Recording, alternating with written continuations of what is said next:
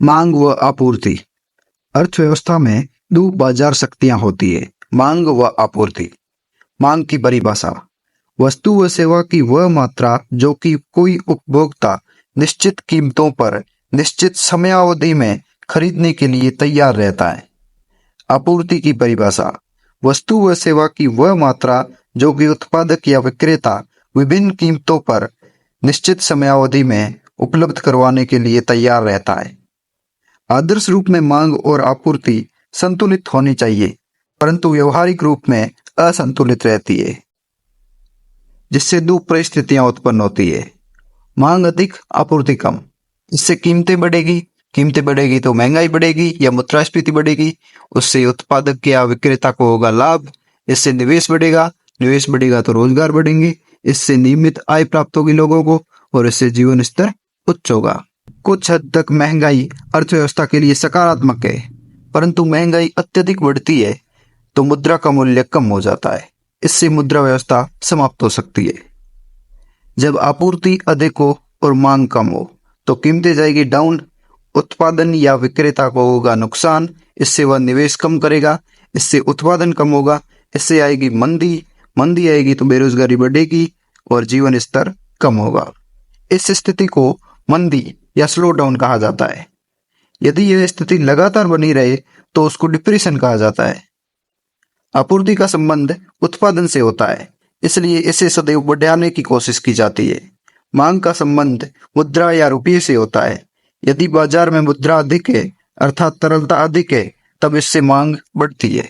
मुद्रास्फीति को नियंत्रित करने के लिए आरबीआई द्वारा मौद्रिक नीति का प्रयोग किया जाता है, जिसके तहत ब्याज दरों को कम व ज्यादा किया जाता है। ब्याज दरों को बढ़ाने से तरलता कम होती है, जिससे मुद्रास्फीति कम होने लगती है। यदि ब्याज दरों को कम कर दिया जाता है तब बाजार में तरलता बढ़ जाती है, जिससे मांग बढ़ती है तथा मुद्रास्फीति बढ़ने लगती है। अर्थव्यवस्था में मंदी की स्थिति में सरकार के द्वारा खर्च को बढ़ा दिया जाता है, जिससे कि मांग बढ़ सकती है। इसके लिए राजकोषीय नीति का प्रयोग किया जाता है। भारत में मुद्रास्फीति का लक्ष्य 4% ±2% है। मांग को प्रभावित करने वाले कारक: वस्तु और सेवा की कीमतें। यदि वस्तु और सेवाओं की कीमतें बढ़ती है तब मांग कम हो जाती है और कीमतों के कम होने से मांग बढ़ जाती है। जनसंख्या, व्यक्ति की आय या उपभोक्ता की आय। आय के बढ़ने के साथ उपभोक्ता की मांग बढ़ती है तथा वह उच्च गुणवत्ता की वस्तुओं की मांग करता है। विज्ञापन, उपभोक्ता की पसंद और रुचि। पूरक वस्तुएं या संबंधित वस्तुएं। पूरक वस्तुएं: यदि दो या दो से अधिक वस्तुओं को एक साथ प्रयोग में लिया जाए तब वे एक दूसरे की पूरक वस्तुएं कहलाती है। यदि पूरक वस्तुओं की कीमतें बढ़ती है तब मुख्य वस्तुओं की मांग कम हो जाती है। उदाहरण: मोबाइल और चार्जर, कार और पेट्रोल। प्रतिस्थापन या स्थानापन्न वस्तुएं: वे वस्तुएं जिनका प्रयोग एक दूसरे के स्थान पर किया जाता है प्रतिस्थापन वस्तुएं कहलाती है, जैसे चाय और कॉफी। यदि प्रतिस्थापित वस्तु की कीमतें बढ़ती है तब मुख्य वस्तु की मांग बढ़ने लगती है। भविष्य की कीमतों के प्रति अपेक्षा: यदि उपभोक्ता को लगता है कि भविष्य में कीमतें बढ़ने वाली है तब वह वर्तमान में मांग को बढ़ा देता है, तथा यदि उपभोक्ता को लगता है कि भविष्य में कीमतें कम होने वाली है तब वे वर्तमान में मांग को कम कर देगा। ब्याज दरें: यदि ब्याज दरें कम हैं तब बाजार में तरलता अधिक होगी तथा मांग बढ़ेगी। यदि ब्याज दरें बढ़ती है तब बाजार में तरलता कम हो जाती है तथा मांग कम हो जाती है। प्राकृतिक परिस्थितियां: विशेष मौसम में कुछ विशेष वस्तुओं की मांग बढ़ जाती है, जैसे सर्दी के मौसम में जैकेट, स्वेटर आदि की मांग। मांग के प्रकार: प्रत्यक्ष मांग या डायरेक्ट डिमांड। यह मांग सीधी उपभोक्ता के द्वारा की जाती है। यह अंतिम वस्तुओं की मांग होती है। वे वस्तुएं जिन्होंने उत्पादन की प्रक्रिया पूरी कर ली तथा वे वस्तुएं उपभोग के लिए तैयार है, ऐसी वस्तुओं को अंतिम वस्तुएं कहा जाता है। अप्रत्यक्ष मांग, इनडायरेक्ट डिमांड। मध्यस्थ वस्तुओं की मांग को अप्रत्यक्ष मांग कहा जाता है। यह मांग उत्पादक या विक्रेता के द्वारा की जाती है। मध्यस्थ वस्तु: वे वस्तुएं जिनका प्रयोग उत्पादन की प्रक्रिया में किया जाता है मध्यस्थ वस्तुएं कहलाती है। संयुक्त मांग या जॉइंट डिमांड: दो या दो से अधिक वस्तुओं की मांग एक साथ की जाती है, जैसे मोबाइल और चार्जर। यह मांग पूरक वस्तुओं के कारण होती है। समग्र मांग, कॉम्पोजिट मांग: जब एक ही वस्तु का प्रयोग विभिन्न उद्देश्यों के लिए किया जाता है तब ऐसी वस्तु की मांग समग्र मांग कहलाती है। जैसे दूध और पानी की मांग। प्रतिस्पर्धी मांग, यह मांग वस्तुओं के बीच प्रतिस्पर्धा के कारण उत्पन्न होती है। सामान्यतः प्रतिस्थापन वस्तुओं के कारण ऐसी मांग उत्पन्न होती है, जैसे offline course versus online course. व्यक्तिगत मांग या इंडिविजुअल डिमांड, जब मांग की गणना सिर्फ उपभोक्ता के दृष्टिकोण से की जाती है। जैसे मान लो कोई उपभोक्ता है ए, यानी आप ही मान लो, ठीक है, तो उसके पास है 20 रुपए, ठीक है। तो अगर आइसक्रीम की कीमत 20 रुपए है तो उसकी डिमांड कितनी होगी? एक। अगर आइसक्रीम की कीमत 10 रुपए है तो उसकी डिमांड 2, यानी 2 आइसक्रीम 20 रुपए में खरीद पाएगा। वैसे ही 5 है तो 4, 2 है तो 10 और 1 है तो 20, ठीक है। बाजार मांग, मार्केट डिमांड, जब मांग की गणना एक से अधिक उपभोक्ताओं के दृष्टिकोण से की जाए तब इसे बाजार मांग कहा जाता है। मांग का नियम, रूल ऑफ डिमांड, कीमत और मांग के बीच नकारात्मक संबंध होता है। यदि कीमतें अधिक होती है तब मांग कम हो जाती है, यदि कीमतें कम होती है तब मांग बढ़ जाती है। ये यहाँ पर ग्राफ दे रखा है इसका। मांग के नियम के अपवाद, आवश्यक वस्तुएं जैसे नमक, जीवन रक्षक दवाइयां जैसे मेडिकल ऑक्सीजन, वेबलेन वस्तुएं, वही वस्तुएं जो कि विलासिता या सामाजिक प्रतिष्ठा से जुड़ी होती है, जैसे 5 star hotel, iPhone, gold. Giffen वस्तुएं, ये वस्तुएं कम गुणवत्ता की होती है, इनकी कीमतें और मांग इसलिए बढ़ जाती है क्योंकि इनकी प्रतिस्थापन वस्तु की कीमतें बढ़ जाती है, जैसे बाजरा। फैशनेबल वस्तुएं, नशीले पदार्थ। मांग का नियम उपभोक्ता के दृष्टिकोण को दर्शाता है तथा आपूर्ति का नियम उत्पादक के दृष्टिकोण को दर्शाता है, जो कि हम आगे पढ़ने वाले हैं। अब साधन लागत कैसे डिसाइड की जाती है वो देखते हैं। उत्पादन की कारक या साधन और साधन लागत सामने लिखी हुई है। जैसे ये कोई भूमि लेता है तो उसका किराया देना पड़ेगा, तो भूमि के लिए किराया। श्रम करवाता है तो उसकी मजदूरी देनी पड़ेगी। पूंजी चाहिए किसी को तो उसके बदले किसी को ब्याज देना पड़ेगा। उद्यमिता तो लाभ शेयर करना पड़ेगा, ठीक है। साधन लागत बराबर किराया, मजदूरी, ब्याज और लाभ, इनका टोटल, ठीक है। मार्केट प्राइस या बाजार मूल्य, साधन लागत प्लस अप्रत्यक्ष कर माइनस सब्सिडी।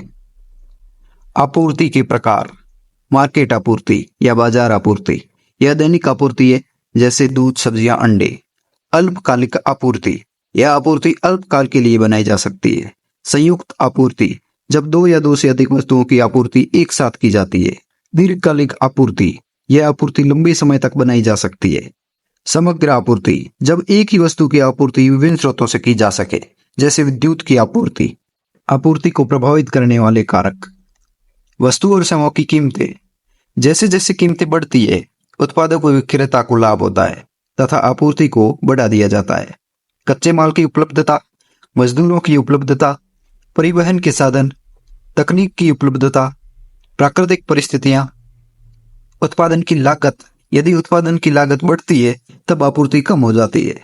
सरकारी नीतियां, सरकार कुछ उत्पादों की आपूर्ति को प्रोत्साहित कर सकती है तथा कुछ को हतोत्साहित कर सकती है। भविष्य की कीमतों के प्रति अपेक्षा, यदि उत्पादक को लगता है कि भविष्य में कीमतें बढ़ने वाली है तब वह वर्तमान में आपूर्ति को कम कर देता है। यदि उत्पादक को लगता है कि भविष्य में कीमतें कम होने वाली है तब वह वर्तमान में आपूर्ति को बढ़ा दिया जाता है। वस्तुओं की प्रकृति, कुछ वस्तुएं जल्द खराब हो जाती है, इसलिए वर्ष भर इनकी आपूर्ति को बनाए नहीं रखा जा सकता, तथा जो वस्तुएं जल्दी खराब नहीं होती है उनकी आपूर्ति को वर्ष भर बनाए रखा जा सकता है। भंडारण क्षमता, आपूर्ति का नियम, रूल ऑफ सप्लाई, कीमतों व आपूर्ति के बीच धनात्मक संबंध होता है, अर्थात कीमतों के बढ़ने से आपूर्ति बढ़ती है तथा कीमतों के घटने पर आपूर्ति कम भी होती है। ये देख लो ग्राफ है यहाँ पर। आपूर्ति के नियम के अपवाद, प्राकृतिक आपदा, परिवहन में बाधा, सरकार की नीतियां, बाजार में एकाधिकार, व्यवसाय में परिवर्तन। कीमत का निर्धारण, कीमत वह बिंदु होता है जिस पर उपभोक्ता व उत्पादक सहमत होते हैं। यह ग्राफ है, इसमें आपूर्ति का नियम और मांग का नियम, इन दोनों के मध्य संबंध बताया गया है। अर्थव्यवस्था के क्षेत्र, सेक्टर ऑफ इकोनॉमी। अर्थव्यवस्था के मुख्यतः 3 क्षेत्र होते हैं।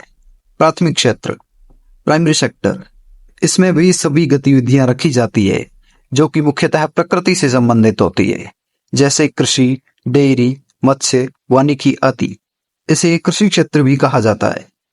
द्वितीय क्षेत्र, सेकेंडरी सेक्टर, इसमें निर्माण और विनिर्माण गतिविधियों को रखा जाता है, जैसे ऑटोमोबाइल उद्योग, इलेक्ट्रॉनिक उद्योग, वस्त्र उद्योग।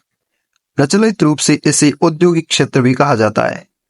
नोट: भारत में खनन या माइनिंग को द्वितीय क्षेत्र में रखा जाता है। तृतीय क्षेत्र: इसमें सेवाओं को रखा जाता है, जैसे शिक्षा सेवाएं, स्वास्थ्य सेवाएं, परिवहन सेवाएं, दूरसंचार सेवाएं, होटल सेवाएं, बैंकिंग सेवाएं। इसे प्रचलित रूप से सेवा क्षेत्र भी कहा जाता है। सेवाओं को दो अन्य क्षेत्रों में बांटा जाता है। चतुर्थ क्षेत्र: इसमें ज्ञान आधारित सेवाओं को रखा जाता है, जैसे मेडिकल सेवाएं, वैज्ञानिकों की सेवाएं, विधिक सेवाएं। पंचम क्षेत्र: इसमें वे सेवाएं रखी जाती है जो कि निर्णय लेने का कार्य करती है, जैसे सिविल सेवाएं, राजनीतिक सेवाएं, कंपनी के उच्च प्रबंधन की सेवाएं। किसी भी देश की अर्थव्यवस्था का विकास 3 चरणों में होता है: कृषि आधारित अर्थव्यवस्था, उद्योग आधारित अर्थव्यवस्था, सेवा आधारित अर्थव्यवस्था। स्वतंत्रता के समय भारतीय अर्थव्यवस्था कृषि आधारित अर्थव्यवस्था थी। जीडीपी में लगभग 50% योगदान कृषि क्षेत्र का था। वर्तमान में भारतीय अर्थव्यवस्था सेवा आधारित है। जीडीपी में लगभग 55% योगदान सेवा क्षेत्र का है, परंतु रोजगार के लिए आज भी लगभग 50% जनसंख्या प्रत्यक्ष और अप्रत्यक्ष रूप से कृषि पर आधारित है, जबकि कृषि का योगदान जीडीपी में लगभग 17% है। इसलिए कृषि क्षेत्र में प्रति व्यक्ति आय अत्यधिक कम है। भारत में औद्योगिक क्षेत्र का विकास पर्याप्त रूप से नहीं हो सका है। सार्वजनिक, निजी एवं मेरिट वस्तुएं। सार्वजनिक वस्तुएं: सार्वजनिक वस्तुओं की 4 विशेषताएं होती है। ए. गैर प्रतिद्वंद्विता, अर्थात किसी एक व्यक्ति के उपभोग से इसकी उपलब्धता अन्य के लिए कम नहीं होती है। गैर अपवर्ज्यता: सार्वजनिक वस्तुएं सभी के लिए उपलब्ध होती है, किसी को भी इनके उपभोग से वंचित नहीं किया जा सकता। अविभाज्यता: सार्वजनिक वस्तुओं का उपभोग एक साथ किया जाता है, अर्थात इन्हें विभाजित नहीं किया जाता है। सार्वजनिक वित्त प्रबंधन: सार्वजनिक वस्तुएं सरकार के द्वारा उपलब्ध करवाई जाती है, अर्थात इनके वित्त की व्यवस्था सरकार के द्वारा की जाती है। उदाहरण के लिए सार्वजनिक सड़क, सार्वजनिक पार्क, कानून व्यवस्था, रक्षा आदि। निजी वस्तुएं: यह वस्तुएं प्रतिद्वंद्वी होती है, अर्थात किसी एक के उपभोग से अन्य के लिए इसकी उपलब्धता कम हो जाती है। ये सभी को उपलब्ध नहीं होती है, इसका विभाजन किया जा सकता है। इनके वित्त का प्रबंधन व्यक्ति स्वयं करता है, जैसे निजी कार, निजी मोबाइल, निजी आवास। मेरिट वस्तुएं: वे वस्तुएं जो कि समाज के लिए सकारात्मक होती है तथा सामाजिक कल्याण के लिए आवश्यक होती हैं। इन्हें सरकार के द्वारा उपलब्ध करवाया जाता है। सरकार समाज के लिए एक निश्चित समूह को इसे उपलब्ध करवाती है। इसके लिए सरकार सब्सिडी उपलब्ध करवाती है, जैसे शिक्षा, चिकित्सा, पोषण युक्त भोजन